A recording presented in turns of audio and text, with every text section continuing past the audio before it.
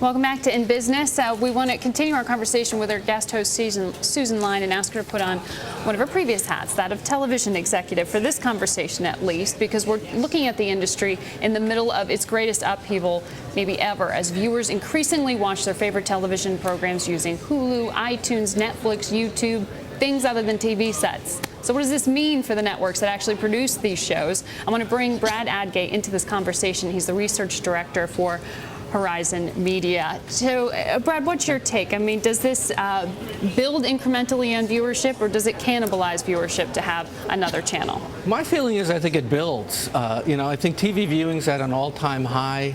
Television shows are better than ever. People are watching shows online. I mean, every time you look at ComScore, there's 178 million people watched 14.7 hours of video content in July.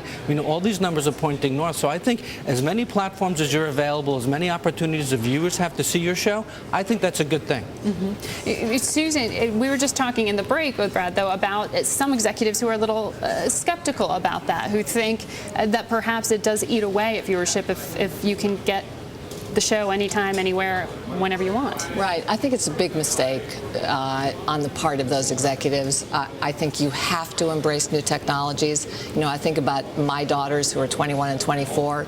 They don't want a television set. They watch all of their television on their laptop computers in bed.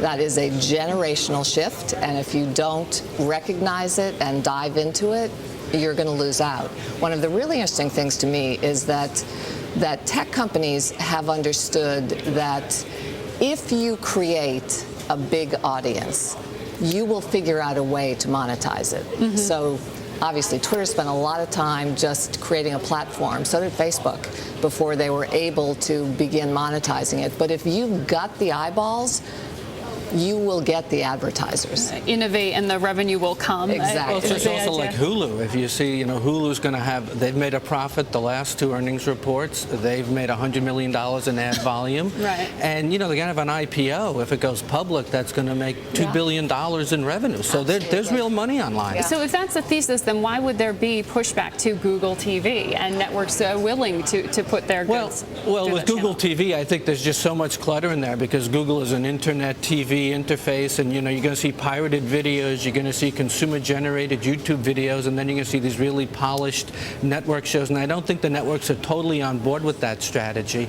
And the same thing with iTunes. There's a pushback, I think, from CBS and NBC in particular. And part of it is they don't see the revenue model. They don't think a 99-cent rental for a TV show over a 48-hour window is going to generate as much money as someone downloading the show and owning it for twice the price. Mm-hmm. So you were talking, Susan, about your experience with Apple in the retail space with Gilt. I mean, as you compare Google TV with a potential Apple TV there, do you think that the culture is there that gives Apple the advantage over a Google?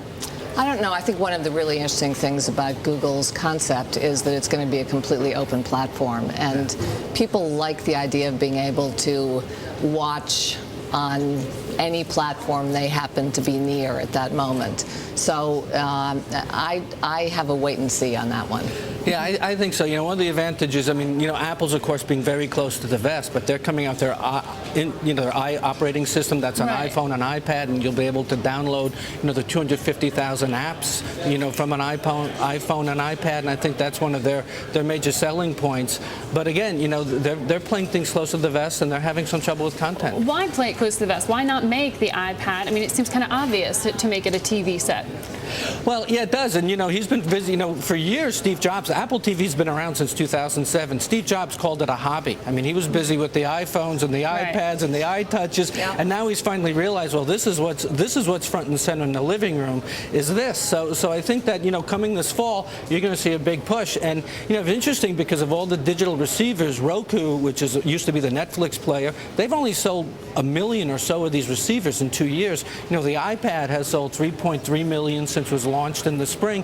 Interesting to see how that's going to take off, and is this going to be, quote unquote, the killer app for these digital receivers? Mm-hmm. And by the way, there is a great ABC app that's available on the iPad. There's a great Netflix app. Mm-hmm. So there's a lot of programming you can watch now, and it's fabulous because the screen is just so good. Right, but I think you're right in talking about your anecdotes with your dogs. I know my little brother, I can't imagine watching anything on a TV set right now. Everything is online. Yeah. The other question is whether you pay for it, though, which is the other problem. In time. My daughter's going to Northeastern on Thursday, and we're giving her a TV set so we can get another one. Brad, Whether she likes it or not. Thanks for coming in for the conversation. Appreciate it.